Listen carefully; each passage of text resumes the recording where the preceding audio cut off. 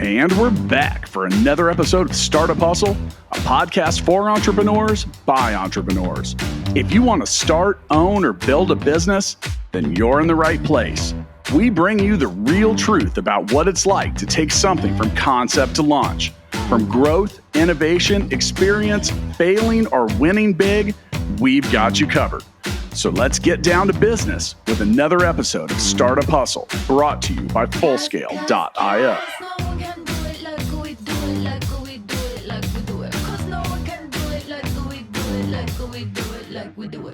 And we're back. Another episode of Startup Hustle. Matt DeCoursey here to have yet another conversation that I'm hoping helps your business grow. Now, I've got a bit of an issue, so I think I'm going to give up the entrepreneur stuff, but probably not. I realize that I'm not employable because I've worked for myself for so long. So I think I want to try to be a VC. I want to be a venture capitalist. I want to get on the other side of the table. I want to write checks. I want to make it happen for people. But I don't have a ton of experience with that. Now, Matt Watson and I, via Full Scale, have invested over $1 million in startups in the last little over a year. But I don't consider myself a VC. So in order to figure out how to be one, I've brought in a subject matter expert. Now, before I get too far into this, I do need to let you know that today's episode of Startup Hustle is brought to you by Fullscale.io, helping you build a software team quickly and affordably. With me today, I have Grace Gong. Grace is the founder and host of the Smart Venture podcast. She's written a couple books, one of which is titled How to Be a VC. It's amazing that the timeliness of her being available right at this pivotal moment where I'm thinking of becoming a VC. So Grace, welcome to Startup Hustle. Wow, Matt, thank you so much for having me. This intro is super exciting. Well, I appreciate you supporting my consideration of a career change here. Now, for those of you that want to learn more about Grace and the book that she's written, just scroll down, click the show notes, or go to howtobeavc.com. She's also, once again, I want to mention, is the host of the Smart Venture podcast. And Grace, before we get too far into this, and before I figure out how to be a VC, give me a little bit about you. What's your backstory? You know, what brought you to wanting to research this topic, and maybe even who did you talk to along the way? Yeah, absolutely. So I will start with so I after school I moved to San Francisco and I was doing like a normal job, and I started encountering a lot of entrepreneurs in the Bay Area, and a lot of them they're in the same age group as me, and they started a company, and I just started asking them, hey, how do you start companies? And basically they were telling me how they raise funding, how they do marketing, how they find a co-founder, and all that. And one day I went to a startup conference. I've seen like everybody else was asking about the same questions, so I decided to put together a book. So basically helping entrepreneurs to just like to make things more smoother to when they're trying to creating their own career path as an entrepreneur. And after I put together my first book, I realized that like one of the major I wouldn't say issue, but one of the major concern a lot of people have before getting into entrepreneurship is, can they actually raise funding, and how do they raise money? And so basically that become a question. And I realized that everybody was saying you have to have a network of VC, you have to have a network to introduce you to VC. And eventually, I decided to put together a book where I interviewed 22 investors on the Forbes Midas list. So those are investors who invest in Facebook, Twitter, Apple, and all the top iconic companies. And so basically, I was just asking them, hey, before you become a VC, what did you do? And when it comes to investing, how do you kind of coming up with your own thesis? What do you look for in companies? So basically, all that covered in my book. Well, I think that's an interesting approach. I have yet to talk to someone who wanted to raise funds for a potential startup, so researched how to be a VC. Now, I got to say I think it's a clever approach, because I think if you can begin to put yourself, I mentioned when I was joking on the way in, and people, I'm not giving it up. I'm going to stay an entrepreneur. So, but with that, having some understanding of where the person is that's across the table from you. And I don't mean literally location, like where their head's at, what they had to go through to raise the funds for the fund, what they look for, and a lot of this. Now, I'm willing to bet that there was some kind of recurring theme Mhm. or echo that you heard as you continued to talk to all these different people. Is that true? Absolutely. I think like there are probably I could think of three different themes that I've seen everyone else was mentioning. Number one is definitely being persistent. A lot of the VCs they were entrepreneurs themselves, so they went through the hurdle of like raising funding and like creating a successful startup, and they understand the pain. And I think what they're looking for is absolutely one is like being really persistent. A lot of people are saying that like like as long as entrepreneur don't really give up, you can't really quote unquote fail anything. So I think that being persistent definitely really matters. And I think number two would be just really like not only you need to do a good job on like whatever you do, but also you have to present it, you have to have the ability to sell whatever your services, or like sell yourself to venture capitalists. So I think the selling skill is definitely really really important. And I think the third one is just constantly learning, like whoever can adapt to the current culture the fastest would win. So that's like a theme that I've heard from after chatting with these people. Okay, so now in my own experience, I have talked to so many different investors that do, I mean, different types of capital too. Like some making equity investments, some do non-dilutive capital, some do this, some do that. One of the things that I've found is, okay, so I always ask the same question anytime we get into an investor, and it makes a lot of sense. I say, do you like to bet on the jockey or the horse? And I'll define that. So a jockey is the founder. Those are the founding team. Those are the people that are, and the horse is the idea, the product, Mhm. or perhaps your approach to disrupting something. So I get a unanimous response from investors where they say the jockey. They want to invest in people. Mhm. And obviously, people need to have a good idea and a product, but a great product or idea without Mhm. the right people was a bad bet. Did you find a similar sentiment from those that you talked Mhm. to? Yeah, absolutely. I think betting on the people is definitely like the what most people are saying. You have to, yeah, like I think the founders matter way much more than the idea for sure. Okay, so and with that, I mean, now here's the issue though. If you're a first-time founder, Mhm. that could be a little bit of a problem. Yeah. So you mentioned Mhm. the sales part. Was there anything for first time founders, or even in your own experience, that helped them raise their profile as a jockey? Yeah. So I think like a lot of the things that I can think of would be just like demonstrate from your track record. I've heard from other investors that they would be looking for someone, in the past shows that like, maybe they were encountering some sort of like, uh, a challenge. So how do they solve that challenge and all that? So like I think you don't have to create like a startup before you are like to demonstrate that you're a jockey, but you can demonstrate it from other experiences that you have in the past. Yeah, and so to support that on some level, and if you want to be a VC, I think one of the things you want to look out for and avoid is that first time founder that says, "Hey, you know what?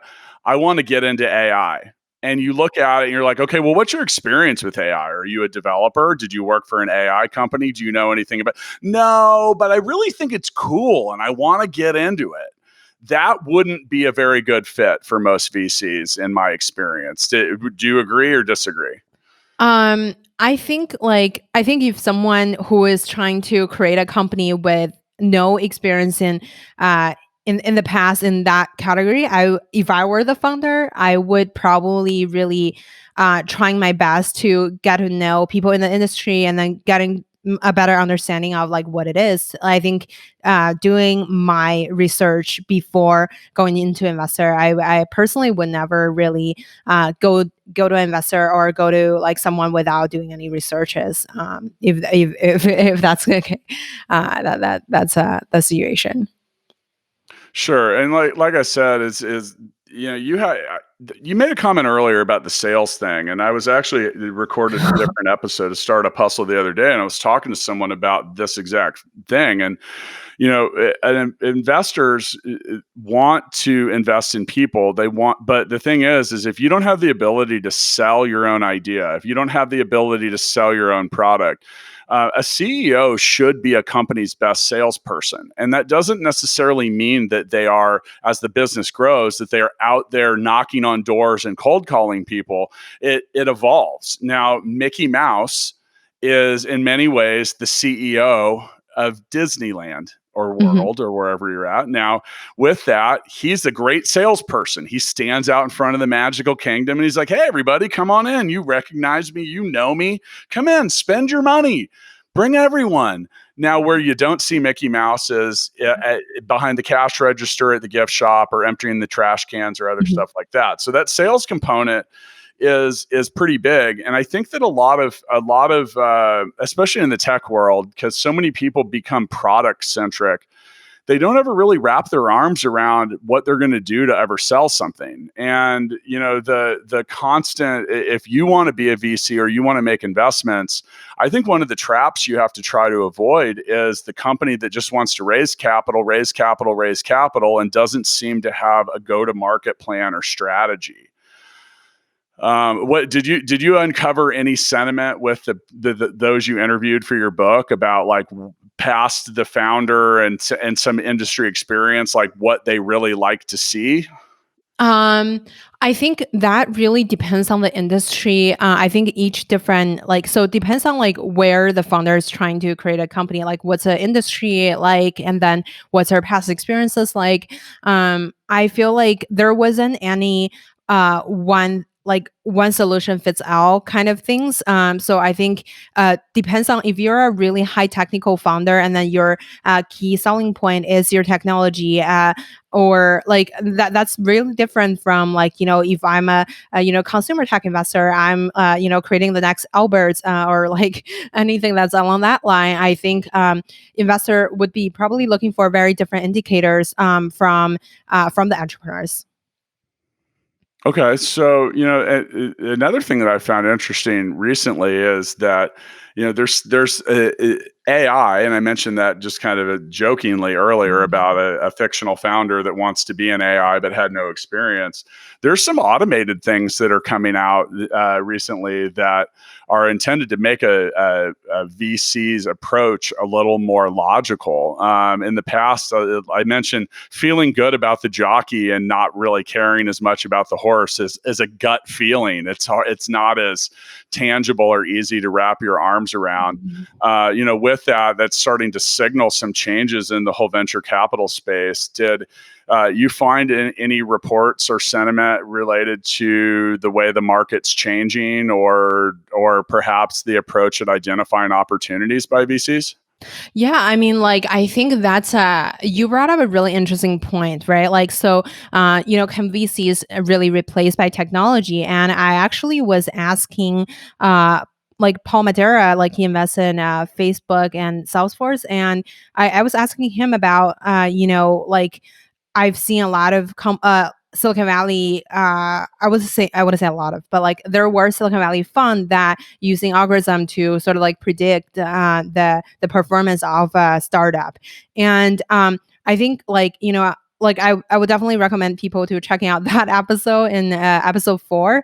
But from my personal perspective, after I've seen the performance of a certain type of VC firm, I think a lot of it comes down to who like who invests in these companies. So I think like maybe these algorithm are tracking the performance of a startup, but I think one of the things maybe mattered a lot is who invests in these. Like are those investors who demonstrate a certain level of track record, basically.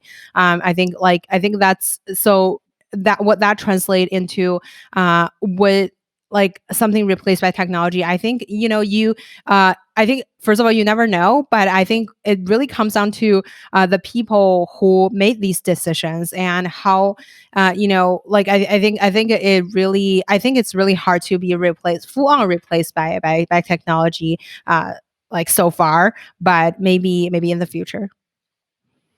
I'm looking forward to a day where I can replace myself with technology. I'm okay with that. Everyone's trying to build chat bots. I want to build a mat bot. So maybe I'll get around to that at some point. Yeah, the whole idea of investing in people or companies also has an evolution about it, and that's part of what we were just talking about: is when and where can technology make a difference. One thing that I've noticed in my observation and relationships with different investors and VCs is they are very patternistic in the fact that they often follow the trends that each other like it's funny, they're wildly competitive. So one might not want to invest in a company, then they find out the guy across the street is, and now they both want to be in. And there's a bunch of different stuff. I also noticed, okay, so for example, I talked to a local investor in January who was telling me how much they hated ed tech. I had a conversation with that person a month or two ago in which they were like, I love ed tech. And I didn't stop and say, I just had a conversation with you a couple months ago and you were telling me how much you hated it. But obviously COVID-19 and coronavirus put a newfound emphasis on ed tech and made it sexy again. So do you have you found both with your podcast and the interviews that you did for your book that a lot of these folks are trending and they kind of flock together with whatever they like, need, or want industry wise?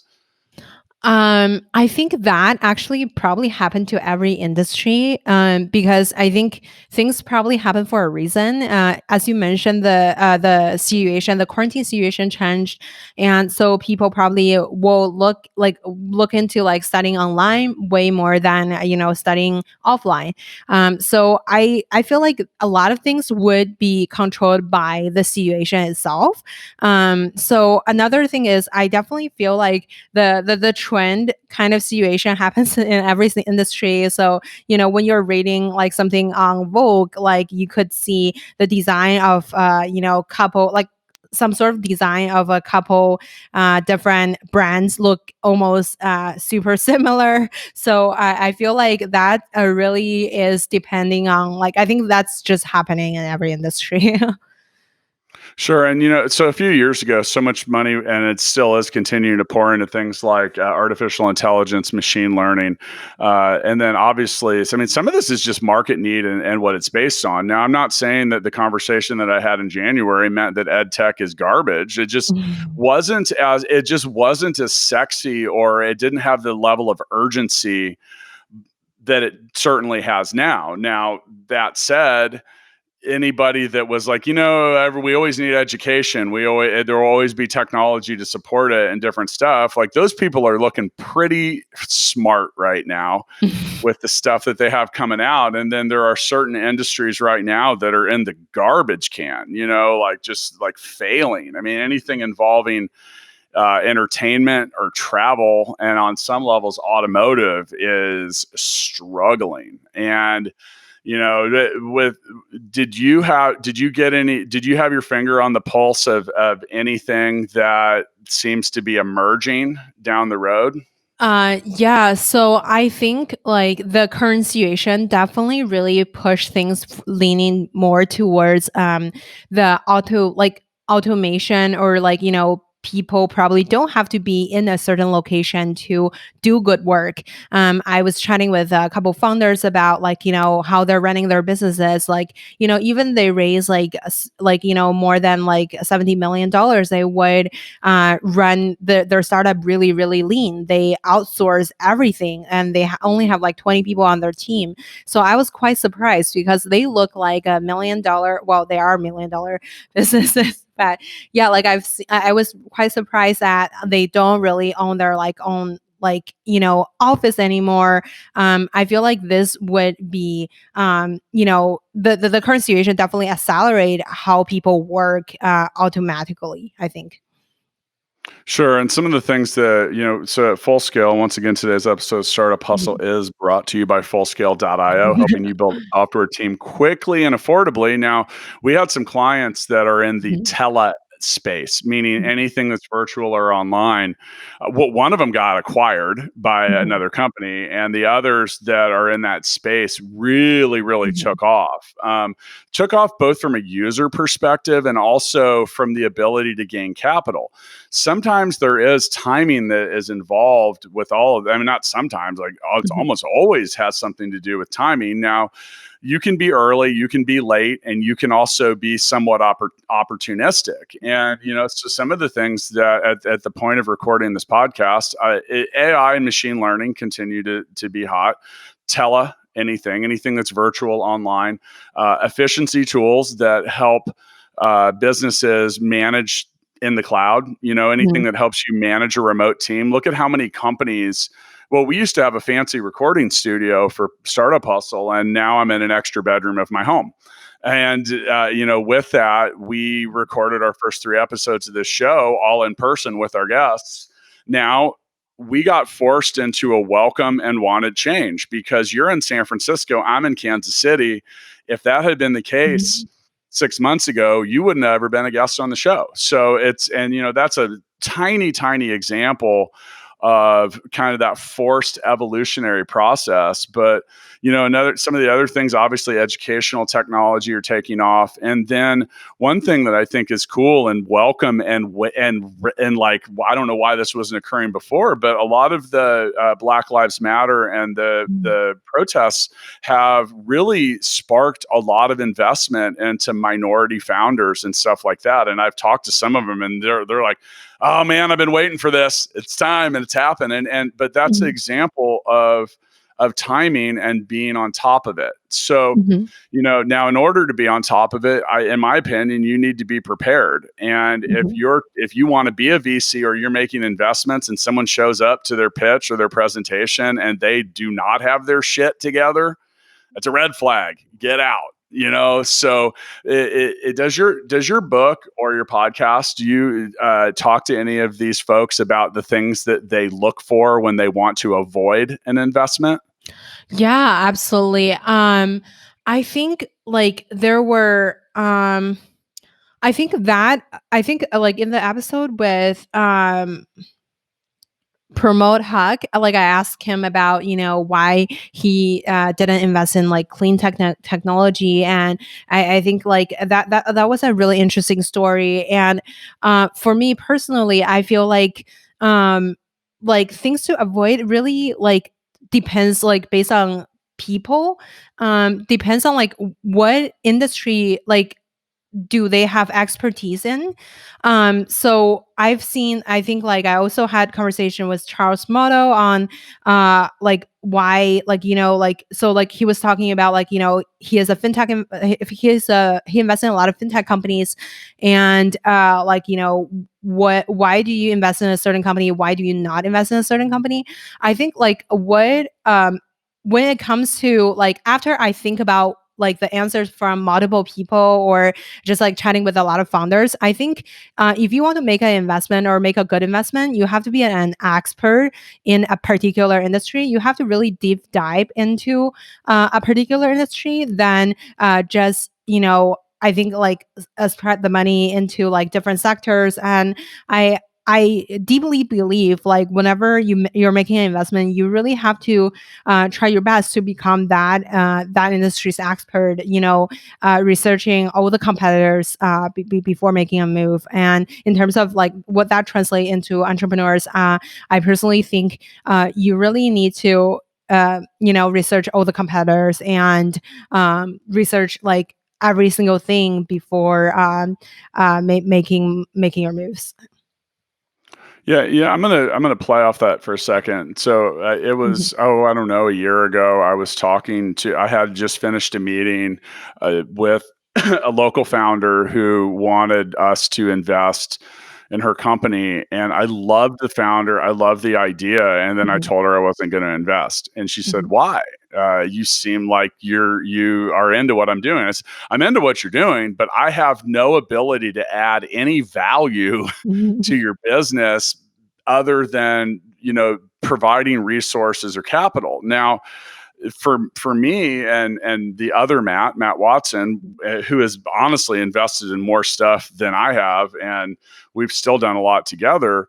If we don't understand what it is your business does and can't provide value in that regard, then we will exclude ourselves. And I think if you want to be a VC or you want to make investments, and much like Grace said, is you need to do things that are somewhat centric around your area of expertise. Now you'll even see that. I mean, that's why there are biotech funds or different funds in different stages, and they want to trend towards having there's so many things, mhm, there's so many things that investors could point their money at. And you're much like I advise startup founders, you're best to try to be really good at one thing before you mhm, try to be good at six.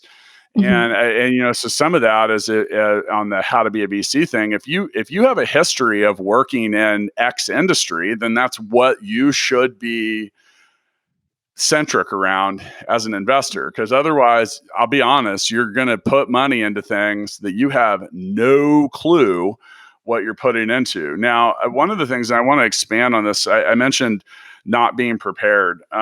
So investors, I compare them to the good ones are like great base hitters in baseball. And the hitters in baseball that have the highest batting average and are in the Hall of Fame, they wait for the pitch that they want in the spot that they want, and then they take a swing. And that means that they say no a lot and take a lot of pitches and don't swing.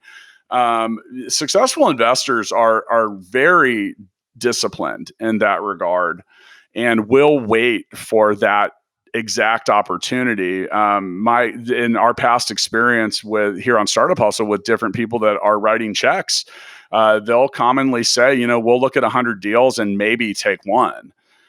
Did you get any input from those that you had conversations with about that discipline in investing, or how often or little they are actually making moves? Yeah, I think one of the things that I found really interesting and surprising back in time before I started like working in venture myself, like was they were really like I think a lot of the investors are really active on finding deals themselves. Like, so I thought as a VC you can just sit at your office and like there's thousands of people sending you a pitch deck, but I've seen people mentioning that like a lot of the most successful deals are the ones that they try to go after, and they would research an industry. They would pick like who they felt like would be the winner, and they successfully invest in these companies, and these companies become really really amazing. So that really like I feel like that really says a lot on like I think in every industry you need to yeah, like I wouldn't say like waiting, but like it's more like going there, going out, going after, like whatever you think fits best with your thesis. And another piece you mentioned is timing. I think timing is absolutely really important. I've seen people like succeed, like successfully, creating companies and like just because of like the timing was right. Like the market was ready for their product, and in the maybe like 5 years prior to them creating a certain company, like 5 years ago, if these kind of ideas may not be that successful because people wasn't really like buying into that idea yet. So it wasn't the market wasn't necessarily ready for that. Yeah. Yeah, and I think that that's just good advice in general. I think if you're sitting around and waiting for opportunity to come find you, you're gonna probably not have a whole lot of great opportunities to cash in on. I say be the hunter, not the prey. Now, I mean that's a smart approach, like, and for from the VC perspective. So whether you're a founder and you're wanting to raise capital or you're thinking of investing, I mean, here's the thing. Here's a reality. I think you got to have a realistic slash optimistic approach to all of it. And with a realistic approach is if you're just taking a list that you found off of, say, Crunchbase, that has a bunch of investors, and by the way, you'll come up with a nearly unlimited amount of them. So now you say, you know what? I know this is a numbers game. The more I put this out there, the more opportunity the more eyes I put it in front of, the better chance I have. That is correct. But on the realistic approach for that, keep in mind, there's a whole lot of other ambitious, hopeful people that are doing the exact same thing. So in order to, so how are you going to differentiate yourself? How are you going to stand out when it comes to your business and the investor? Because some of these places are seeing hundreds of deals and opportunities a week. And here's the practical reality. You can't, all right, so let's just say if you got 40 options a week and you spend an hour on each one of them, that's a full-time employee's full-time day or week. And so the thing is there's some things that I've learned and I do myself that will immediately get you excluded. One of which, okay, there's a couple things like, okay, if you're if you're trying to start your .com, do not have me email you at your Gmail or Yahoo address. I mean, I see it. It happens a lot. They're like, hey, I want to start xyz.com. And if you're interested, email me, matt@gmail. I'm like, so I mean, it just doesn't make you look that great. Another thing too is just your basic presentation. Like if it's garbage, you're probably going in the trash can, because when it comes to the volume that some of these places see is if it doesn't look like you are serious or in the business of whatever it says that you do, trash. It ends up in the trash, and that's just a time and efficiency thing. Another thing is get right to the point, like immediately in your pitch deck, like, who are you? What do you do? What do you need? What do you want? What are you solving? What's the opportunity? Like get right after it. Did anybody express any certain things that are going to guarantee to get your pitch deck or your request in the trash can? I think I haven't really asked this question, but I think like a lot of I think like one of the fastest way for entrepreneur to get in front of a VC and then the VC actually took them seriously is to I would say build a network and then let your network to introduce you to the VC. So that will probably give you more credibility. So at least I like agree. your pitch deck would be reviewed by them instead of just sending like a bunch of cold emails. I think like I've heard the really like repetitive like advice from people or multiple times I've heard this is like the advice that they give is to go to your network and like figure out like who who also knows the VC and trying to get a warm introduction than just sending a lot of emails from like matt@gmail.com. So Yeah. So once again, if you're trying to start a .com, please do not use a webmail. And you have a good point there. And the reason for that is it really is related to the inundation of opportunity. And you talk about 100 deals coming through even in a month. Like that's a lot, and it's a lot to look through. It takes time. It takes effort. it takes focus, and they have to care. So the thing is like there's just some things that matter. Now, in regards to you actually, now if you get an opportunity to talk to a VC, or if you are making investment, there's something that I really try. A point that I really try to drive home is, once you have that person on the phone, on the screen, or in the conference room, Mm-hmm. be very brief and exact. Be concise and short. Do not lead with the need. Mm-hmm. Talk about who you are and what you're offering and what you do right away. I was actually in a pitch once, and the person was going on and on and on. One of the other people in the room, literally at about the 10-minute mark, said, "Hey, what do you do?" Like, what is like, we were 10 minutes into it, and I was thinking the same thing. And it's, had no reasonable idea 10 minutes in what that company was going to do. And at that point, you've lost the listener. And Mm-hmm. I think it's a fair assumption to just start with believing that most investors are type A personalities, usually a high type A. They want to get down to the bottom line. They perceive themselves as being busy, and their time is valuable. And you should assume that you probably only have 10% of their attention anyway. Mm-hmm. So you got to do something to capture that and not glaze their eyes over. Now, one of the things so in Kansas City last year, I was at the Kansas City Tech Council CEO retreat, which is an amazing event that's hosted at the founder of Cerner. Cerner is one of the world's largest medical software creators, is at his ranch. And there was a VC panel, and I was sitting there and I was listening. And one of the things that they said was, don't be afraid to come sell me on your big dream. Mm-hmm. So, and I think that's important, because back to that law of numbers. And if you're trying to be a VC or you're trying to approach them, once again, they hear a lot of chatter. So if you're like, oh, I think we could do okay. Things that drive me crazy is when people are like, we'll never need to raise money again. Everybody I know that raises capital will tell you that they've said that at some point right before they went out to raise capital again shortly thereafter.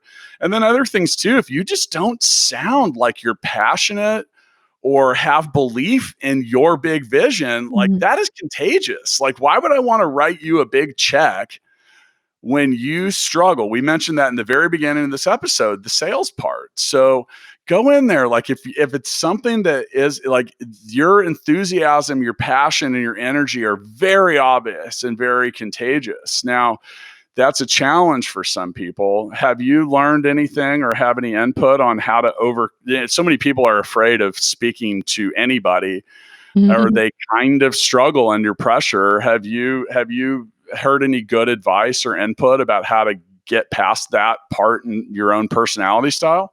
Yeah, absolutely. I think when I started being at my investing job, I think the first week, I thought it was really, really overwhelming, because I wouldn't a lot, because I was doing my job in China. I lived in the US for the past since 2009 or something. And then now, I went to China in 2018 for my investing job.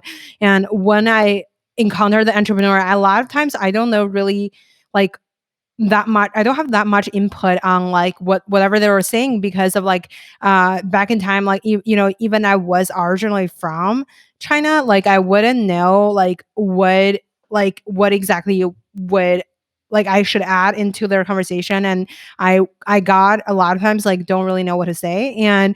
But I think that just take practice. After a week, I've probably met 10, 20 different entrepreneurs. I feel like I could get a hold of how to talk to people again. And so I think it just really comes down to practice. And no matter you're pitching someone or you're getting listening to the pitches or like giving people feedback, I think both takes a lot of practice. You have to do that a million times before you're actually ready. And like I personally feel like it just really goes in like in every different industry, no matter what you do, you really have to start somewhere, and you have to repetitively like doing it and then trying your best to improve based on what you have done. Yeah, and I think we've had so many conversations on this show about presentation and stuff like that, and it really does continue to come down to practice. And and you really should be practicing it. I think people also approach practicing their pitch and their presentation the wrong way, because you should have someone. Well, it's one thing to do it by yourself. It's another thing to do it to people. Do it with distractions. Do it with Mhm, interruptions. Make mhm, sure that someone can stop you in your mhm, presentation, ask you a question, and then you mhm, can restart without being completely frazzled mhm, or where was I? I see that a mhm, lot. I think that's where a failure occurs for many people, because they try to memorize something word for word, and then they're unable to re-enter that presentation unless they're starting at the very beginning. mhm, And that's not going to be the way it's going to go. Like, you will mhm, typically, if you do get in front of a VC or an investor, like, you usually have a finite amount of time. Be very short and concise with it. If you make your presentation way too long, you're going to either lose interest, or you're going to burn up time when it comes to them having any kind of question or input. Now, that said, and we are talking about things to how to be a VC, if you're sitting on the investment side of the table, and one thing you should be aware of that isn't it's not an insult as a founder if you hear this, but most investors, once the moment that they know that they're not in, they'll stop you. Uh, and they're, hey, I really appreciate your time. I like your energy. I like what you're doing, but this isn't what we do. This isn't an area or a field that we invest in. And that's back to being centric on different stuff. So if you're out there trying to raise capital and you're a biotech company and you're, well, okay, whatever, a services company. So technically Full Scale is a tech services company. And here's the thing, there's just a ton of companies that don't invest in service businesses. So if they don't, then I'm wasting my time chasing them. And if you're trying to learn how to be an investor or be involved in investors, look, the moment you know you're not buying, it's okay. Save that person time, save yourself time. You don't have to be like, stop, I hate this. No, you don't have to do that, but it's okay to, not pursue anything. So, well, with us again today is Grace Gong, and Grace is the author of How to Be a VC. I bought a copy of your book a while back when you first booked to be on the show.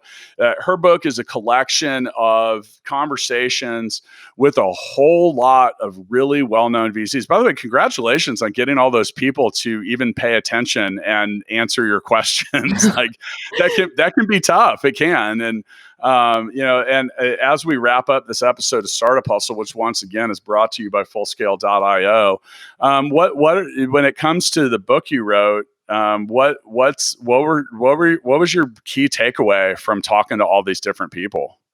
Oh, I think just be persistent about what you do. Like, if no matter which industry you decided to go into, I think really believe in yourself and just keep pushing. Like, you don't stop at wherever, like just like don't stop. I think that's a great. I mean, well, here's the thing too: is the process. So episode 2 of Startup Hustle, which is so Mhm. it feels like 300 1,000 years episodes ago. away. I know, almost 400. By the time this comes out, we will have probably be right 400. around episode, really close. So that said, episode 2 is titled "Raising Money Sucks."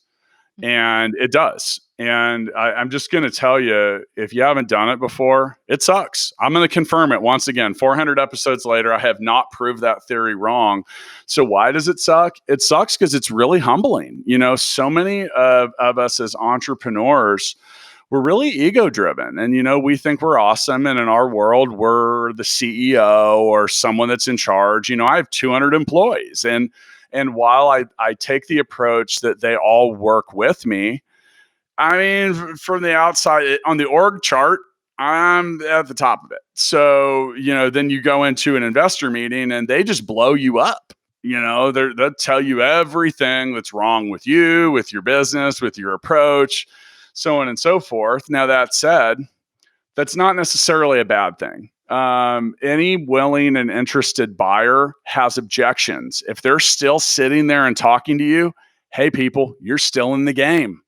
You are in the game until you're not. And if you're not persistent, someone else that's out there that is going to beat you. And guess what? That's me on many days. Like, I just don't stop. I have a motor that never shuts off. And sometimes you look at so many things, like you look at like fighting or stuff like that. It's the scrappy, can't knock you down, will get up off the mat, will wear you out, will be persistent, that has passion, energy, and just but that matters. And look, that's what investors are looking for. And if you're investing, that's what you should be looking for. Why? Because those are the people that aren't going to quit when shit gets tough. And that matters. And say those exact words. If you're trying to raise capital, say that. Say, you know what? I don't quit. You want to know why you should invest in me? Because I don't quit. I'm not going to quit when it gets tough. In fact, I will work harder. And if you can express that and really get that energy or emotion across the table or through the Zoom room or any of that, you're going to be in a better place than the people that are like, okay, well, I look forward to hearing back from you. And then they're sitting on their hands and waiting. Be the hunter and not the prey. Now, Grace, thank you so much for joining me. For those of you that want to hear, you really have a lot of podcast episodes with some very interesting founders and VCs and people. That's like, check it out, howtobeavc.com.